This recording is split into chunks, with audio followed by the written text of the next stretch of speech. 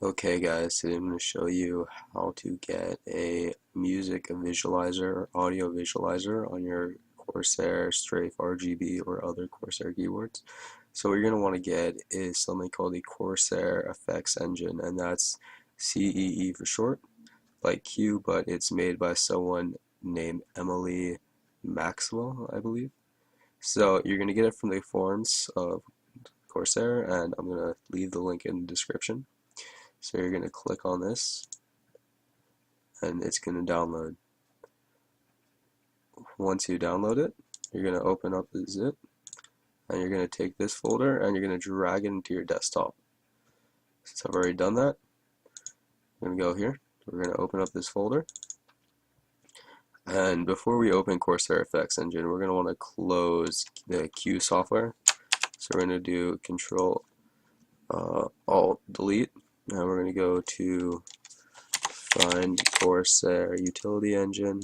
We're going to end it. And the reason we do this is because there may be some conflictions. Now once we do that, we're going to want to open up the Corsair Effects Engine. Now that we have it, the thing should go black.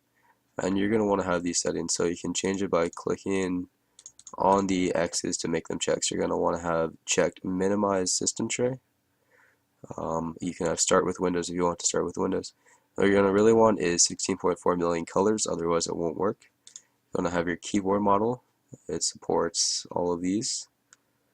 You're going to want your keyboard layout, so whichever region you live in, you should choose. I live in North America, so I'm going to choose the North America one. Mouse model, that is if you have a Corsair mouse, which I do not. And you want to check these. So I have it set to use default device, but instead of doing the default device, I actually have speakers set up and a headset. So I'm going to be playing music through the speakers. That's what I want it to visualize. So I'm going to play it, choose the speakers option. But most of the time, you're probably going to just want to leave it on default device. Then we're going to choose a spectrograph, and we can change the colors. So for the spectrograph, I like to go with these two, blue and green. It looks kind of minty and it's horizontal, meaning depending on how horizontal it goes, it changes kind of colors. There's vertical, which I also like. I guess it changes how it goes up and down. The higher it gets, the more blue it gets, and the lower it is, the more green. So what we're going to do is we're going to keep it on this. You can double click on this. You're going to choose the Corsair HID. You don't actually need to do that, but that is fun. And then you can change what you want the background to look like. You can change it to all these things. Breathe, all these pre-built ones. I leave it at solid. I like to keep it black so it really displays kind of where it's coming from. You can have a background color while it kind of pops up. So now that we have it, we're going to restart the engine. Not really necessary, but you can do it. Open up Virtual DJ and let's play a song.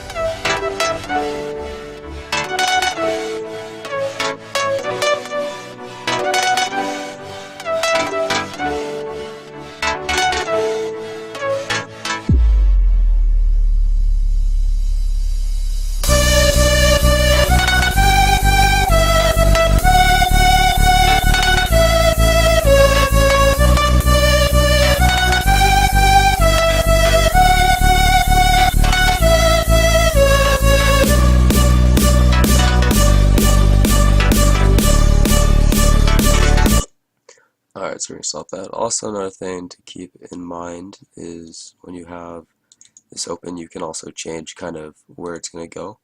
So if we play the music, you can see the colors that change. You have two separate images. So you're going to want to only have one image. You can see it two.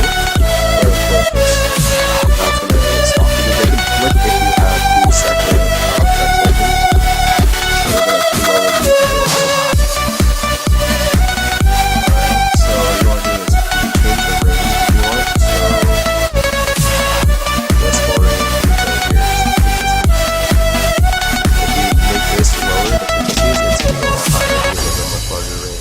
it much higher. It's not going to go so high. So you make the frequencies really high. Yeah, it only goes up for higher frequencies. So yeah, otherwise if it's a low frequency it will stay much lower than if you had the frequencies much lower. Yeah, these analog EQ. But that basically